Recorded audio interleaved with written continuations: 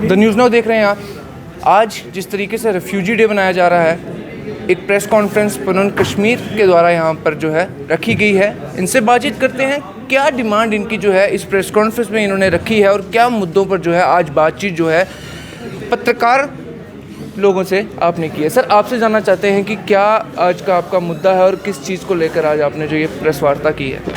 इस बात का संज्ञान लेते हुए कि आज इंटरनेशनल रिफ्यूजी डे पे इस सरकार ने, एलजी सरकार में यहाँ पे रिफ्यूजी कैंप्स में बिजलियाँ बंद कर दी, बिजली फीस मांगने के लेवल पे। इनकी संवेदन जो शीलता है वो इस बात से झलकती है। ये कह के मैं आज अपनी पत्रकार जो हमारी परिषद है इसके पत्रकार वार्ता है, इसके बारे में प्रमुख मुद्दा यह है कि हम भारत सरकार को बोल रहे हैं कि भाई अगर आप ये समझते हैं टूरिज़्म बढ़ा के और डेवलपमेंट बढ़ा के आप यहाँ पे टेररिज्म को ख़त्म कर पाओगे तो आप वैसे ही सोच रहे हैं जैसे कांग्रेस सोच रहा था, नेशनल कॉन्फ्रेंस सोच रहा था, पीडीपी सोच रहा था। आप कुछ नया नहीं कर रहे हैं। दूसरी बात हम उनसे कहते हैं कि दुनिया में कहीं पे भी अंतर्राष्ट्रीय आतंकवाद को टूरिज़्म के माध्यम से डिफीट नहीं किया गया। आप भी डिफीट नहीं कर पा रहे हो क्योंकि आतंकवादी घटनाएं हो रही हैं, वो अपने टाइमिंग के हिसाब से कैलिब्रेटेड वायलेंस कर रहे हैं। आपको लगता नहीं है कि आतंकवादी घटनाओं में कहीं ना कहीं कटौती आई है, कम हुई है? हमने बहुत ऐसे साइकिल देखे हैं कि कभी अप होता है, कभी नीचे होता है, अप होता है, नीचे होता है। और ये डाटा गेम भी हमने बहुत बार देखी है। क्या इस हफ्ते इतने मारे गए, पिछले हफ्ते इतने मारे गए, वही गेम अमित शाह सरकार भी कर रही है। देखिए आपके सामने कश्मीर में बचे कुचे जो हिंदू थे उनकी 25 हत्याएं हुई हैं। हर एक हत्या के बाद आतंकवादी संगठन ने बोला कि हमने इनको क्यों मारा। उस बात का संज्ञान आपने नहीं लिया सरकार ने। उनने ये कहा कि भाई इनको भी मारा, बाकियों को भी मारा। तो सरकार का रवैया जो आतंकवाद के प्रति है वो उसको सेकुलराइज करना चाहते हैं। सरकार कहती है कि पथराव बंद है, हुर्रियत के कैलेंडर बंद है, पत्थर कोई बच्चा नहीं उठा रहा है। अभी नहीं उठाएंगे वो, क्योंकि आप उनको बोलते हो कि $50 बिलियन मिडिल ईस्ट से हम ला रहे हैं आपके पास। क्योंकि वहाँ पे लोकल जो political structures, political support structures या इकोनॉमिक कार्टेल जो चला रहे थे उन्हीं का तो फायदा हो रहा है। प्रेजेंटली आप उनको बोल रहे हैं कि हम पैसा लाएंगे, भी चुप करके बैठो, इतना ही है। ये पहले भी हुआ है, ये साइकिल्स आपने पहले भी देखे। पर असलियत ये है कि वहाँ पर पत्थर बच्चों से हटा के नशा उनके हाथ में। अच्छा, आप देख लीजिए, एक साइड तो ये है, दूसरे साइड से आप खुद बोल रहे हैं जी कि यहाँ पे 1 मिलियन के करीब अब ड्रग एडिक्ट्स हैं। मेरे जो रिपोर्ट्स हैं कश्मीर के बारे में, वहाँ के जो जिन्होंने एनालाइज किया है डॉक्टर्स, वो कहते हैं कि कश्मीर दुनिया का सबसे लार्जेस्ट ड्रग जिसको आप कहें अब्यूज़ वाला एरिया बन गया। अच्छा, और ड्रग्स का और टेररिज्म का एक रिश्ता है। पिछले 40 साल से जो भी टेररिज्म हुआ है उसको नार्को टेररिज्म बोल रहे हैं जी। तो अगर नारकोटिक्स बढ़ रहा है तो टेररिज्म के सपोर्ट स्ट्रक्चर्स इंटैक्ट है। अब ये उनकी मर्जी है वो कब हमला करें। अब देख लीजिए आप, अभी हाल ही में शायद 1 या 2 दिन पहले आर्मी के जनरल ने कहा कि भाई पहले तो हमको मालूम नहीं नंबर्स कितने हैं, नंबर्स पे रिलाई नहीं करना है, लेकिन फिर भी मुझे लगता है 130 है, 138 इसके करीब कुछ उसने नंबर बताया।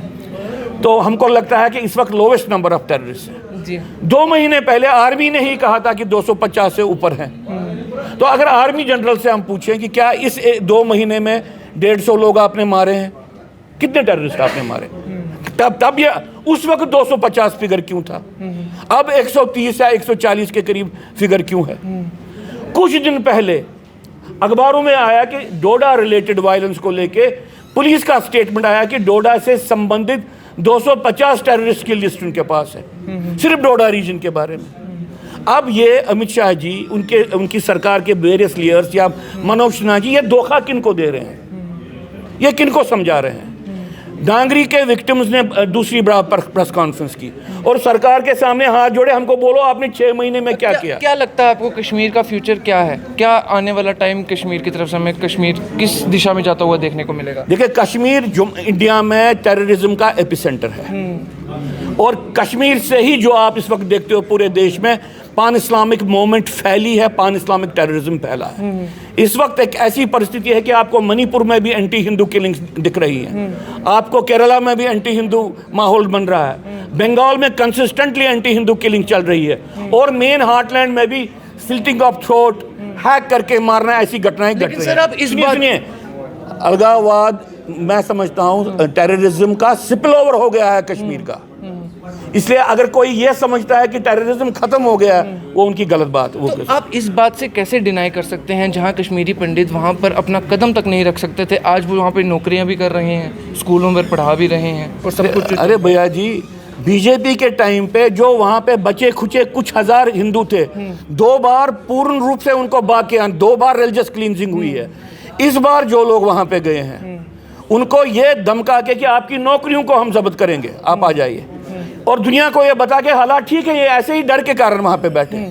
जो ही वो वापस गए उनको ऑर्डर निकाले गए कि आप अपने कैंप्स के तक ही महदूद रहें, क्योंकि हमको G20 करना है। अगर G20 हो गए, हालात ठीक थे, फिर उनको अंदर केज्ड बर्ड्स के रूप में क्यों रखा गया है?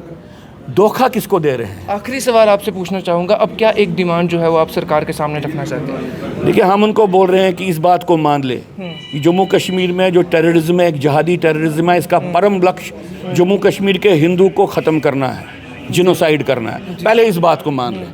अगर उस बात को वो मानते हैं कि एक जिनोसाइडल जहादी वॉर है, उसके बाद अपनी पॉलिसीज़ बनाएं।